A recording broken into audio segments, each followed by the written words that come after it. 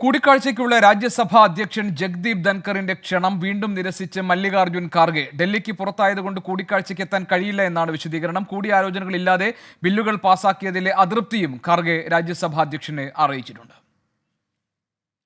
രണ്ടാം തവണയാണ് രാജ്യസഭാ അധ്യക്ഷൻ ജഗ്ദീപ് ധൻഖറിന്റെ ക്ഷണം മല്ലികാർജ്ജുൻ ഖാർഗെ നിരസിക്കുന്നത്. ചെയർമാൻ സഭയുടെ സംരക്ഷകനും പാർലമെന്ററി അവകാശങ്ങൾ സംരക്ഷിക്കാൻ ബാധ്യസ്ഥനുമാണെന്ന് മറുപടി കത്തിൽ ഖാർഗെ ചൂണ്ടിക്കാട്ടി. ചർച്ചയില്ലാതെ ബില്ലുകൾ പാസാക്കിയത് ചരിത്രത്തിലെ തെറ്റായ തീരുമാനമാണെന്നതും അത് പ്രതിപക്ഷത്തെ വേദനിപ്പിച്ചെന്നും ഖാർഗെ വ്യക്തമാക്കി. ഇന്ന് 4 മണിക്കായിരുന്നു ചർച്ചയ്ക്കുള്ള ക്ഷണം.